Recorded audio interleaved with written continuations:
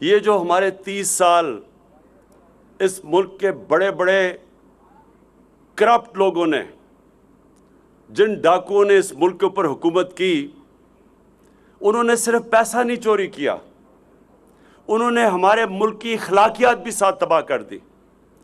انہوں نے اس طرح کہا، ایک ملک میں فضا بنا دی کہ کوئی کرپشن کوئی بری چیز نہیں ہے، کہ انہوں نے میڈیا کے اوپر بھی ایسی، جب میڈیا پہ بھی بیٹھتے تھے، اور کئی میڈیا والوں نے بھی اس ملک میں جو ہمیں سب سے زیادہ نقصان پہنچایا ہے، پیسے کی چوری سے زیادہ بڑا نقصان پہنچایا ہے، وہ یہ کہ ہمیں ایسے پاکستان میں ایک فضا بنا دیا ہے کہ جناب کرپشن تو ہوتی ہے، کوئی بری چیز نہیں ہے۔ یہ میں آپ سب کو کہنا چاہتا ہوں کہ اگر آپ مجھے ایک مثال بتا دیں آج کہ ایک ملک خوشحال بھی ہو اور وہاں کرپشن بھی ہو، اور کرپشن کون سی، ملک کو کون سی کرپشن تباہ کرتی ہے؟ پٹواریوں کی اور تھانے داروں کی، نہیں میں سن رہے ہیں، پٹواریوں کی، تھانے داروں کی، سرکاری نوکروں کی، تنگ کرتی ہیں لوگوں کو، لوگ تنگ ہوتے ہیں رشوت کے، لیکن ملک تباہ نہیں کرتی۔ ملک تباہ کرتا ہے، ایک ملک تباہ تب ہوتا ہے جب اس کا وزیر اعظم اور اس کے وزیر کرپشن کرنی شروع کر دے، تب ملک تباہ ہوتا ہے۔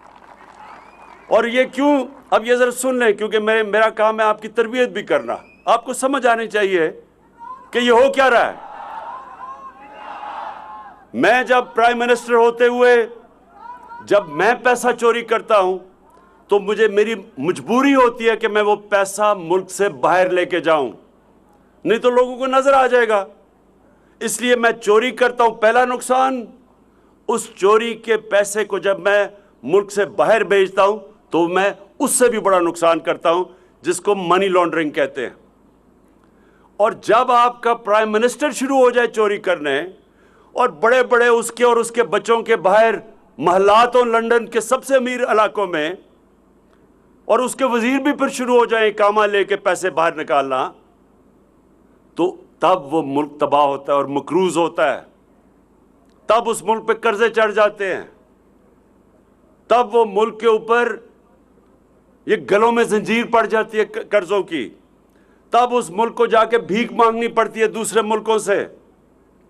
اور کبھی بھی ایک ملک جو قرضوں کے دوسروں سے مانگتا ہے اور جو امداد مانگتا ہے، اس کی دنیا میں عزت نہیں ہوتی۔ تو یہ جو نقصان انہوں نے کروایا، جو ساج سب باہر بیٹھے ہوئے ہیں، بچے بھی باہر ہیں، منشی بھی باہر ہے، داماد بھی باہر ہے، سب باہر، اور سارے ایسے شاہانہ زندگی گزار رہے ہیں۔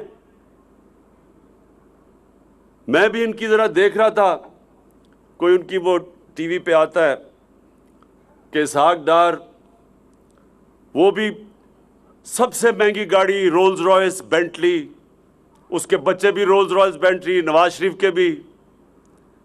ایسے لگتا ہے کہ یہ پیدا ہی برطانیہ کے بڑے بڑے محلوں میں ہوئے تھے، یہ گوال منڈی میں نہیں پیدا ہوئے تھے۔ اسحاق ڈار کا تو لگتا ہے ایسے کہ باپ کی سائیکل کی دکان نہیں تھی، مے فیئر میں رولز رائس کی دکان تھی۔ کدھر سے یہ پیسہ آیا؟ کدھر سے آیا پیسہ؟ اور ایک ان کے پاس ایک کاغذ نہیں بتانے کے لیے کہ یہ پیسہ یہاں سے باہر گیا کیسے، اور اخلاقیات کیسے تباہ کی۔ یہ ہمیں بتانا چاہتے ہیں یہ بری چیز ہی نہیں ہے، سب کرتے ہیں۔ تو آخر میں یہ جو سینٹ کا الیکشن ہو رہا ہے، یہ آپ تماشا دیکھ رہے ہیں کیا ہو رہا ہے۔ منڈی لگی ہوئی ہے، سیاستدانوں کو خریدنے کے لیے، سینیٹر بننے کے لیے قیمتیں لگی ہوئی ہیں، اور یہ ابھی سے نہیں لگی، یہ 30 سال سے ہمارے ممبرز آف پارلیمنٹ کو خریدتے ہیں۔ سب نہیں بکتے لیکن کئی بکتے ہیں، اور یہ 30 سال سے ہو رہا ہے، اور پتہ بھی سب کو ہے۔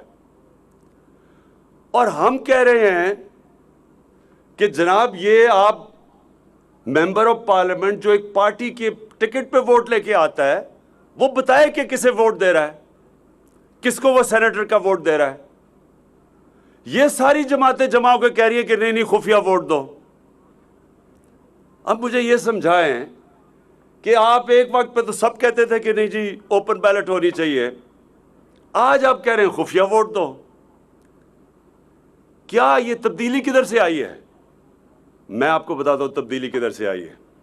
یہ آپ سوچ رہے ہیں کہ نہ یہ ہمیں گرا سکے, پہلے منار پاکستان ادھر بچارے فلاپ ہو گیا, فیٹف کی لیجسلیشن میں بلیک میل کرنے کی کوشش ادھر رہ گئے, کرونا پہ کوشش ان کا خیال تھا کہ ہم گورنمنٹ رہ جائے گی, وہاں اللہ نے کرم کیا ہمارے پہ. اب یہ سوچ رہے ہیں کہ سینٹ کے اوپر ہمارے لوگوں کو خرید کے کسی طرح اپنے زیادہ سینیٹر لے آئیں. اب بتائیے یہ کون سی جمہوریت ہے؟ کبھی جمہوریت میں بھی کوئی پیسے دے کے آتا ہے؟ پچھلے الیکشن میں پختونخوا کے اندر کوئی 17-18 پہ ایک ایم پیز کی ووٹ کے اوپر ایک سینیٹر بنتا تھا. پیپلز پارٹی کے 2 سینیٹر آ گئے اور ان کے کتنے ایم پیز تھے؟ 6 ایم پیز. 6 ایم پیز پہ 2 سینیٹر آ گئے جبکہ ایک سینیٹر 17 ووٹوں پہ بنتا تھا. تو یہ کیسے آیا؟ یہ پیسہ چلا, سب کو پتہ پیسہ چلا. تو آج ہم کہہ رہے ہیں کہ اوپن بیلٹ ہو, یہ سارے مل کے کہہ رہے ہیں کہ نہیں جی خفیہ بیلٹ ہو.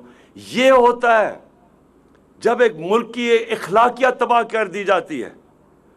کسی بھی ملک میں مہذب معاشرے میں کسی کی جرت نہ ہو یہ کہنے کی کہ خفیہ بیلٹ ہو, جب آپ کو پتہ ہے کہ سینٹ کے الیکشن میں رشوتیں دی جاتی ہیں, رشوت دے کے سینیٹر بنتا ہے اور رشوت دے کے ممبرز آف پارلیمنٹ کی ووٹ خریدتا ہے.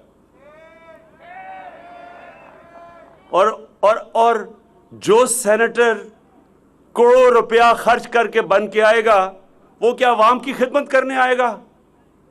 وہ عوام کا خون چوسنے آئے گا, وہ پیسے بنانے آئے گا. کوئی ایسے بھی کروڑوں روپیہ خرچ کرتا ہے جب تک کہ اسے پتہ نہ ہو کہ میں پیسہ بنا سکتا ہوں. اس لیے یہ قوم ایک فیصلہ کن وقت پہ کھڑی ہے. ایک طرف پاکستان کی عوام ہے, ایک طرف یہ ڈاکو اور ان کے ساتھ جو ان کا مافیا ہے, اور انشاءاللہ جیت پاکستان کی ہوگی.